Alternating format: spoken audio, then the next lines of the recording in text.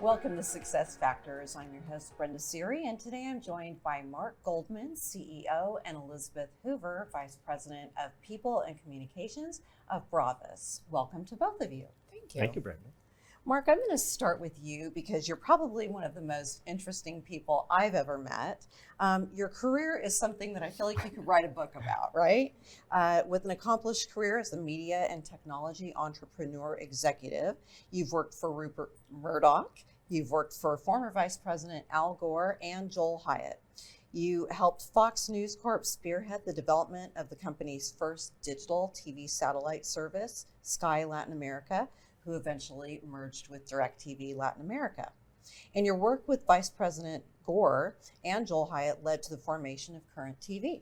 You led the change to oversee distribution across 60 million homes across the US, UK, and Italy.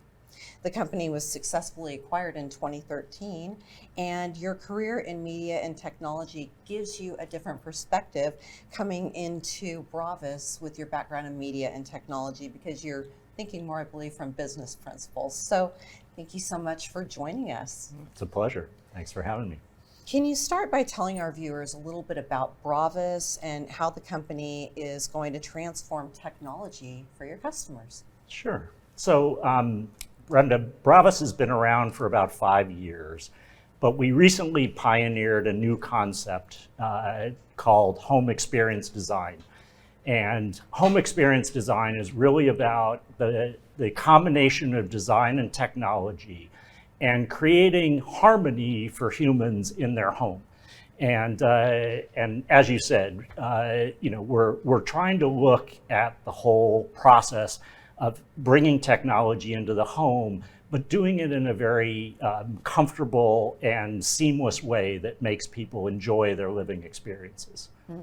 Fascinating. So this is really sort of, for lack of a better word, it's sort of an offshoot of the audio video industry that people started years ago, right? So tell me a little bit more about that. Yeah, it's interesting. So the industry was really started by a bunch of entrepreneurs who were enthusiasts in audio video and wanted to start businesses doing the thing that they love. So they started businesses putting stereo systems and TV systems in people's homes. And over the years, the industry has really transformed. And now it's evolved into a much more complex combination of solutions that range from audio video to security, to lighting, to climate control, to the whole host of things that are run off of technology in today's modern luxury home. So you had some challenges coming into Bravas because it started as an owner-operator business and then transformed from the owner-operator platform to an integrated company with the acquisition of several organizations across the US.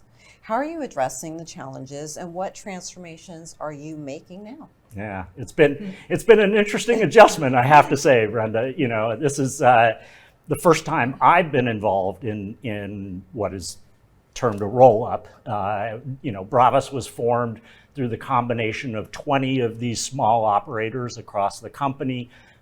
Each of them had their own way of doing business, their own customers that they were focusing on, their own way of running their books, of marketing, of doing the installs. And so we really had to come in and start integrating all of these businesses. And we've been working on building a new technology stack that will transform the way that we do business in the company so that all of the locations across the country start to do business in a similar fashion. We rolled out last year a new set of standard operating procedures that really define the way we want our technicians to install these solutions in people's homes, and even go as far as talk about how we want our project managers and others to communicate with our clients to make it a really great client experience. So we're really kind of rethinking the entire business and the way the business is done, and elevating it to a new level that's commensurate with the quality of products and services that we're now working with. So, what's the opportunity for the employees who came from the owner operator business plan, and what can you do differently from a company standpoint? Yeah, great question. Elizabeth will probably talk more about this because as VP of People, this is really her responsibility to transform the company in this way. But when you work for an owner-operator business, it's a very different experience. You're often very close to the owner of the business, and it's more of a family feeling. A company is a different experience. A company is more about a collective group of people who come together around a shared vision of what you want to accomplish, and a culture that is something that people relate to and respond to. So we've been doing a lot of work to build that culture, to make clear the vision that we're working on, and to make clear what's in it for all of our employees as far as the advantages of being part of a company from a career development perspective, training perspective, et cetera. I won't say by any means we're perfect. We've got a long way to go on this, but we made a commitment to do this with the hiring of Elizabeth, and we're slowly but surely making progress in that regard. What's your plan for growing Bravas and changing the way the industry thinks and behaves? Another great question. So, as I mentioned earlier, the industry was really started by these small audio-video companies. But over the last few years, the solutions that we put in people's homes are so much more sophisticated than that. We really now power critical infrastructure in people's homes that controls the way people experience their day-to-day living. Everything from light and shades to climate control, security, et cetera. And with that comes a whole different level of responsibility. I often like to say that if you go home at night and your TV doesn't turn on or your stereo doesn't work, it sucks, but it's not the end of the world. You can survive that. If you go home at night and your lights don't turn on or your security system doesn't come on when you go to sleep at night, that's a real problem. Right. And we're really rethinking the industry and how we're doing business to make us commensurate with that level of responsibility that we now have to the homeowner when we put that level of technology into somebody's home. So what are you doing to ensure that you can design the right solutions to elevate the industry? Yeah, so one of the ways in which we're really transforming the industry is by investing a lot in the premier design team in the industry. And people don't think about this aspect of the business. They often think about the things that they interact with day to day, the lights, the shades, et cetera. But critically important to these systems is the power system that you have in the home, the connectivity that you have in the home, the operating system that drives all of these different technologies and solutions. Because if you don't design those aspects correctly, it doesn't matter if you put the best lighting system in the world in the home. It's not going to work at times because the power isn't getting to it or the signal isn't getting to it, and those systems are all dependent on that. And so it's really important now to have design and engineering teams that understand these systems at a really complex level and understand how to put them together in order to power these systems and make sure they work, not just for when they're installed into the home, but for the lifetime of that home, so it never stops working. That makes a lot of sense. So what is your approach to giving your customers an experience that will make them lifetime customers? Another great question. As I said, I think it starts with a client-first mentality. Really focusing on the client, spending time with the client, understanding the experience that that client wants to have in their home, and then designing a system that enables that experience for them. So not taking a one-size-fits-all approach, but really designing to that individual client's needs and interests. Then the next step is to make sure that we have the top engineers or technicians in the business who are trained to work with all of these different systems, and not only trained initially, but trained throughout the lifetime of their working experience, because these systems are constantly changing and evolving. And then finally, setting up a service group that is available to remotely troubleshoot issues when they arise, or in the case of an extreme situation, to actually roll a technician to the client's home in order to solve a problem. Like any technology, things happen with this just like it does in your car or in your personal computing equipment, and sometimes we need to intervene to fix things or upgrade or service them along the lines. Right. I mean, technology just evolves so quickly in every aspect, right? Absolutely.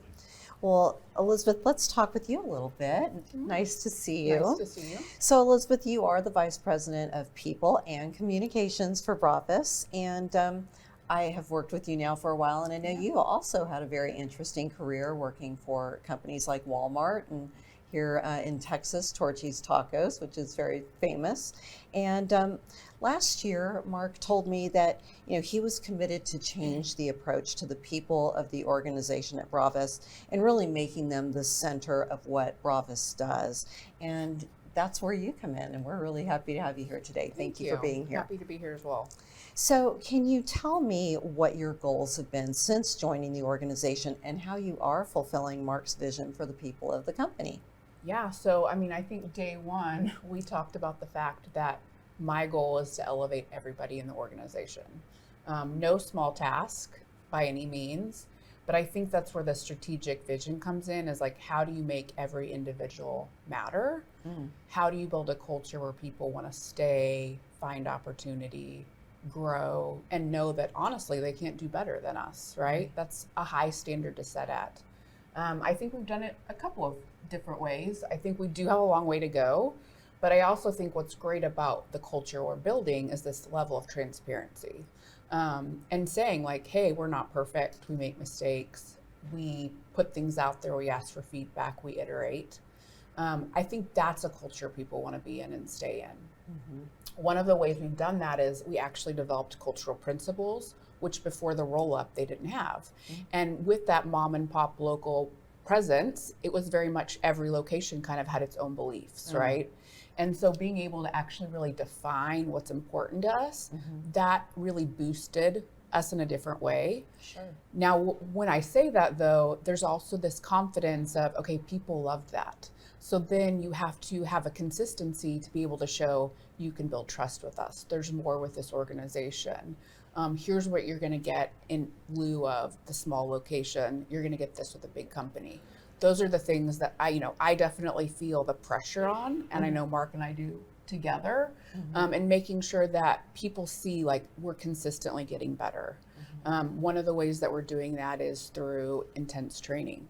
We really want to differentiate ourselves by showing that in our industry, or even not in our industry, that we're really known for being innovators of training and getting people to upskill. I think a lot of people will start a job and stay in a position for years. And when you interview people, someone might say, I'm leaving because there just was no opportunity to advance. No opportunity for growth. I hear it all the time. Right? Exactly. One of our main goals is that we want to be able to say that you at least have an opportunity to promote 2 times at the very least. With that said, we're also looking at ways that can say you can cut over in different careers, different opportunities. I think the way that we're enabling that is by actually creating our own Bravas-based training. It's something that hasn't really been done in our area before, so it's cutting edge. It's something that is a slow pace, but I will tell you, as we've released items, this last year we released something called Bravas University, which has over 500 initial trainings about leadership, about building teams, about understanding diversity, overcoming challenges, all those things that really create a leader. We're now going into a second phase where we're doing the specific Bravas technical training, PM training, a lot of different things. So it allows us to really get that broad base of being known for excellence, and also figuring out what does being Bravas mean. And hopefully that's what the skill set. Good. So a lot of companies struggle to onboard new employees in a valuable way. How are you changing this, and why is the right onboarding process so important at Bravas?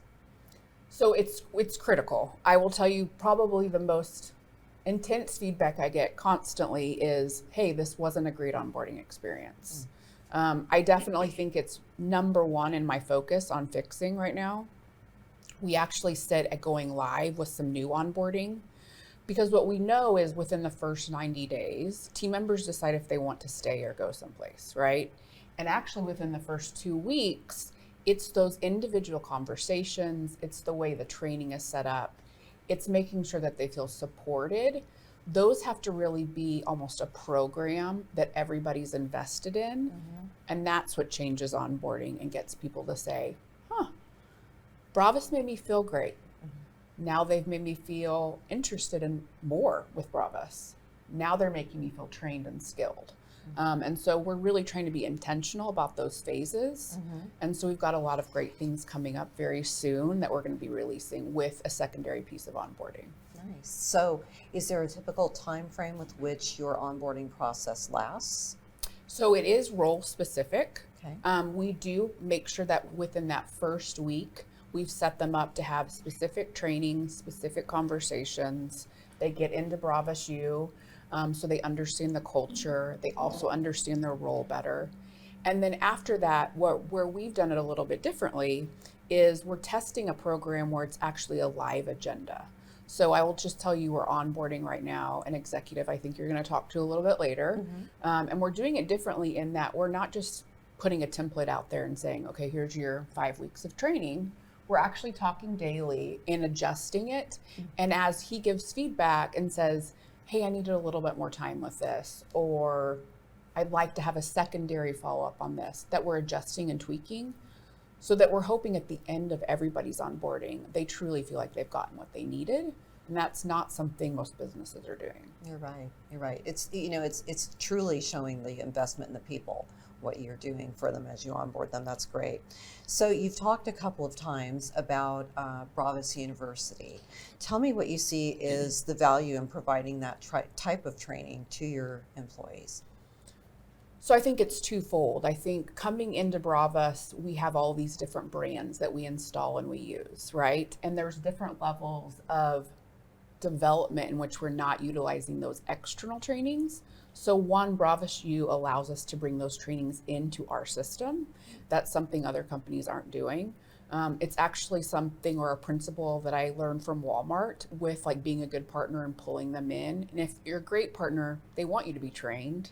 They want you to use their product more. They want to understand how to install it better, those sorts of things. So you're actually offering new employees training that is connected to a company that you put their products into your customers' homes. We are. So we're That's actually amazing. talking to Lutron and Crestron right now about actually pulling in their official certifications into Very our nice. Bravas University. We're also going to be hosting some live sessions that they're not really doing with anybody else because we're asking for that additional support.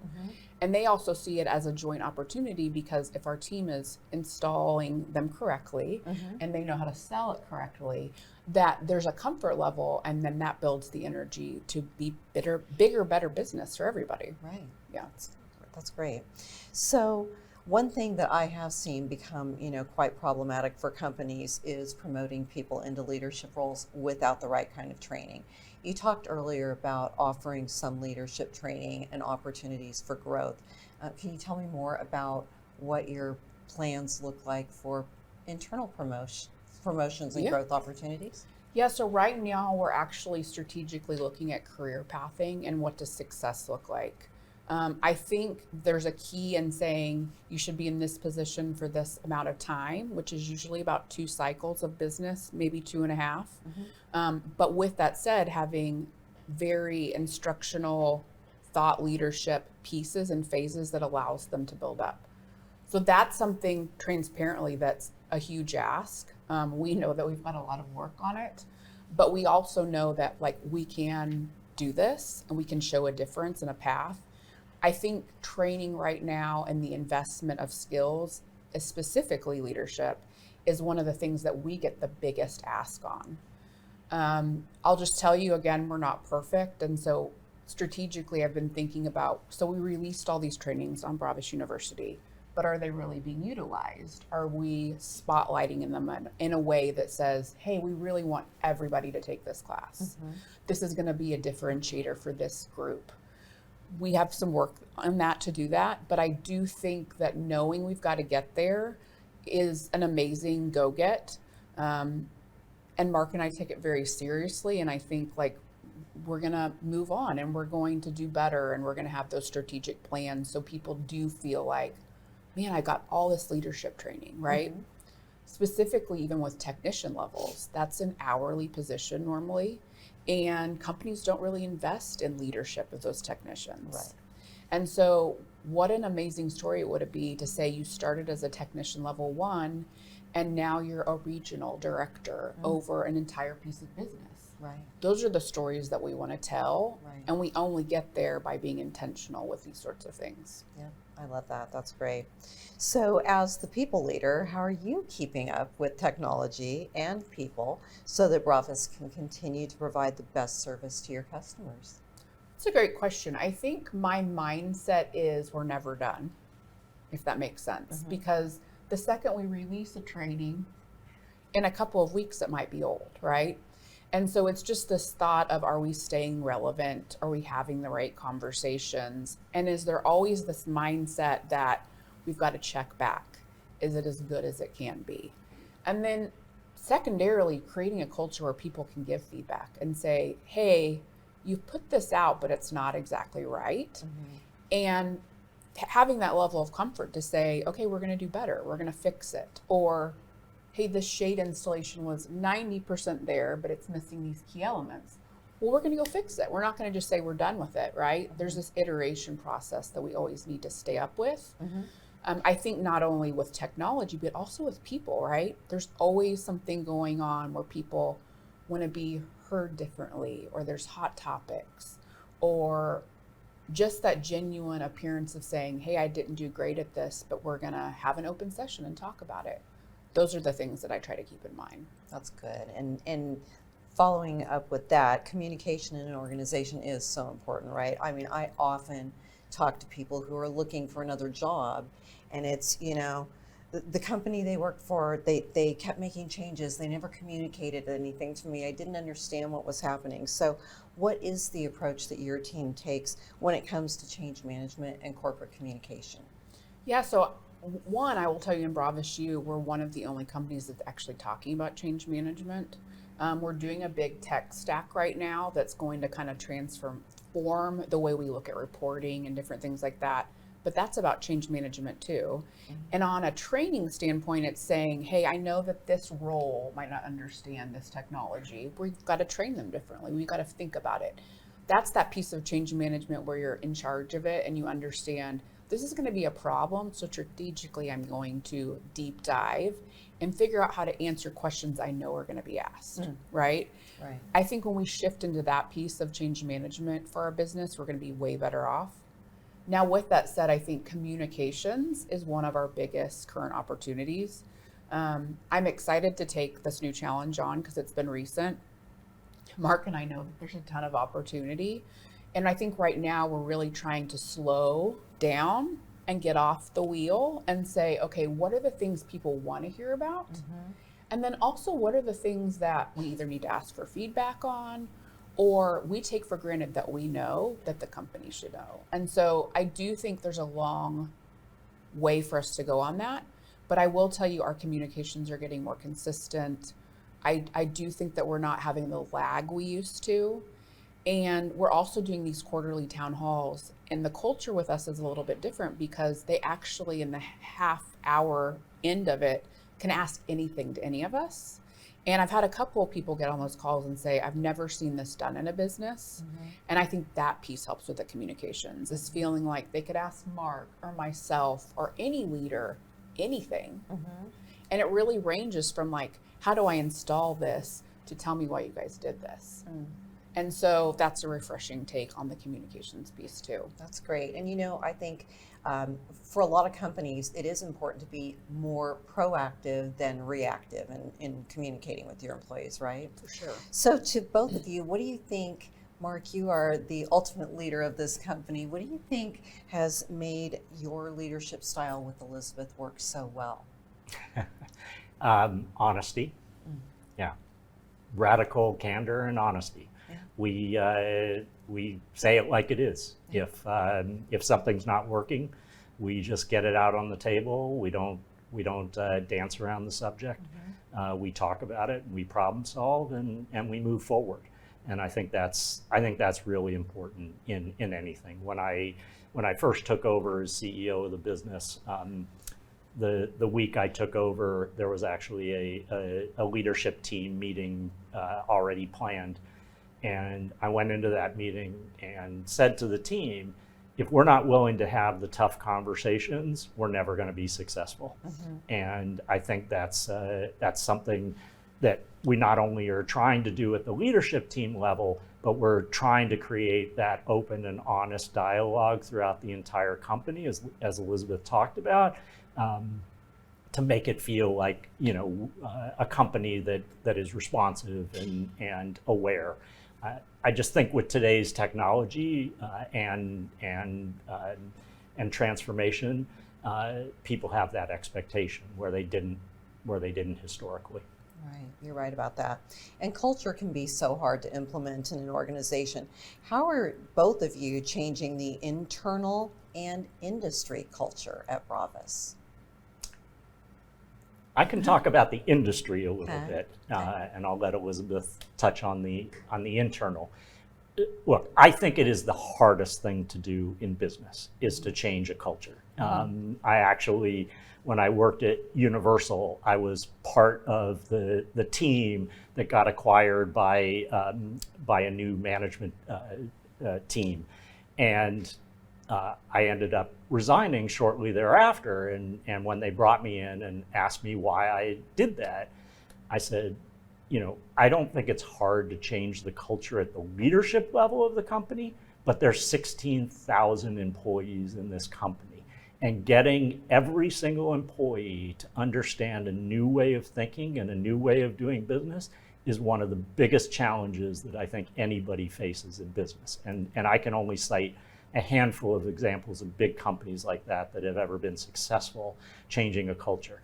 And I'll readily admit, we're struggling. It's a tough thing to do, to go from an owner-operator mentality, much more entrepreneurial, to a company mentality, which is more structured. It doesn't have to be oppressive, but it has to have more structure and purpose behind it. And it's a challenge. I touched on the internal, even though I didn't mean to, but from an industry perspective, as I mentioned earlier, I believe that there is a huge challenge in this industry because of the way the industry started, with these entrepreneurs who were audio video enthusiasts. And now the evolution to the sophisticated technologies that we're putting in people's homes today, and the responsibility that goes along with that. And so we're trying to lead by transforming Bravas and the way we're approaching that responsibility through the design team that we're developing, the training that we're providing to our technicians, the ongoing service and support that we're providing to our clients. We're saying it's not just good enough to be knowledgeable about audio video systems. You really need to be at a much higher level to be in this industry, and you need to take that client experience incredibly seriously, because these technologies are critical infrastructure in the home. Sure, Yeah. sure. Anything to tag on to that, Elizabeth? I would just say internally, Mark and I have very serious conversations about what does culture look like, right? And just because you put principles out there or you have a great meeting doesn't mean that you've created culture. I woke up a couple of days ago in the middle of the night and thought, you know what? Culture's not built overnight. It's built with intentional moments that matter, where people start to say, these people are honest, When things are great, they call it out. When things are bad, they call it out and they make adjustments. That's the culture that we're trying to build. And so to me, success looks like in a year from now that they'd say, yeah, we've had some rough times maybe, or moments, but we trust you guys. We know things are getting better, and we've seen things intentionally get better. Or when we've made a hiccup, we talk about it and then we take another step forward. That's the culture I think that Mark and I want to build, and that's not something that's a quick fix. Right. It's a foundational, intentional, total investment, if that makes sense. Like, okay, we go 2 steps backwards, we're going to go forward in a more meaningful way. Right. That's the culture that we want to build. I love that.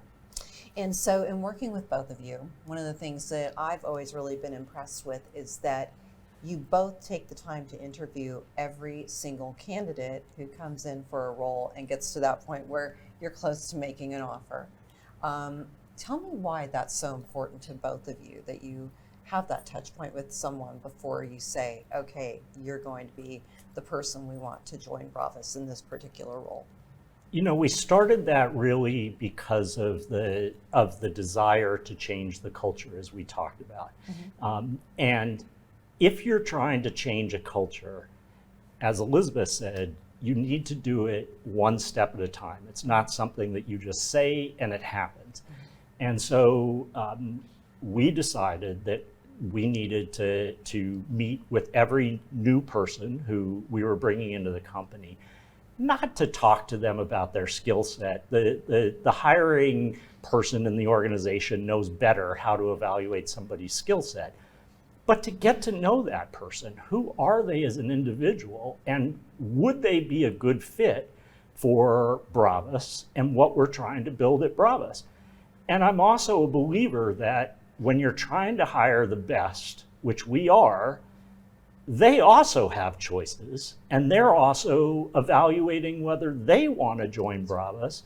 And when they're making their decision, I feel it's only fair to give them the opportunity to speak with the leaders of the company, to ask their questions, to understand who we are as people, what we represent, and to feel comfortable that if they join the organization, it's led by people who they can trust and relate to.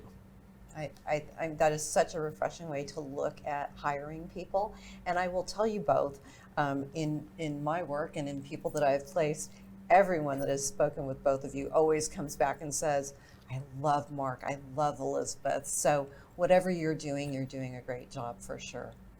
And so my last question, I do have one in between.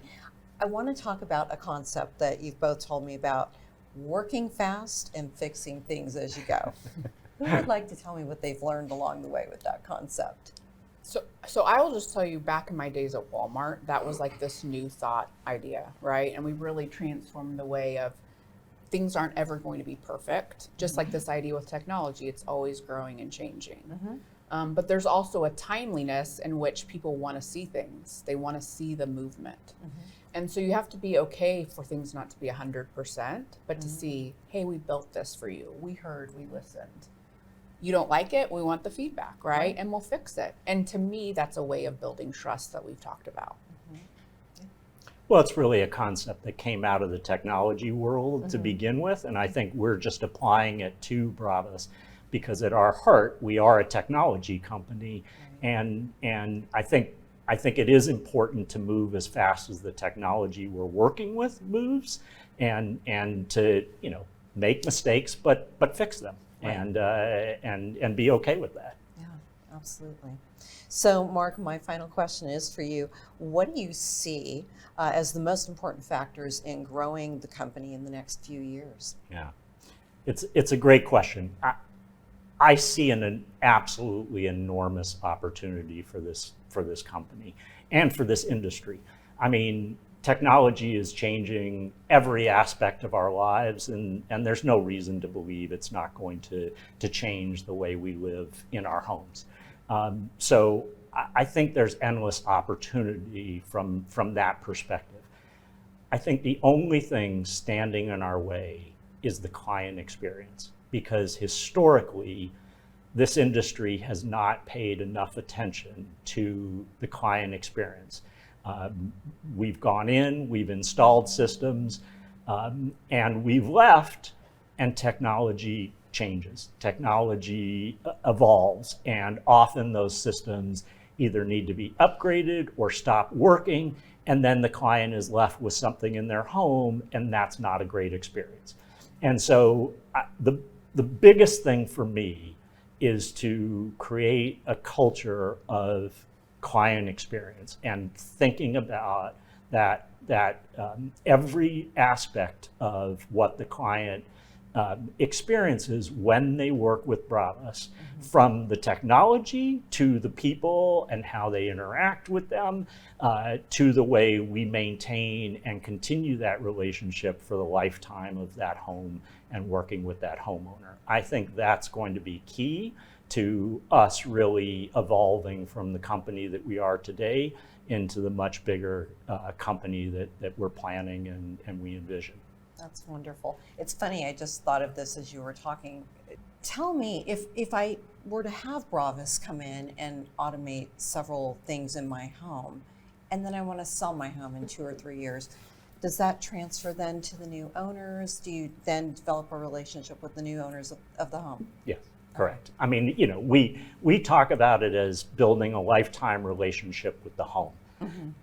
You know, often it's the same homeowner, but sometimes that relationship, you know, changes hands, and we have to continue maintaining that system because that's what it's all about. It's about making sure that whoever's living in the home at the time has that incredible experience that makes it a joy and enhances their living experience, not becomes a burden and detracts from their living experience, because that wouldn't be very harmonious. No, it would not be very harmonious. Well, I have had such a wonderful time talking with both of you today. Thank you for taking time out of your busy schedules to be with me here today. And I truly love the concept of Bravas and the harmonious atmosphere that you do add to people's homes and lives and in the business as well. So thank you both for your time. Thank you. That's it for Success Factors. We'll see you next time.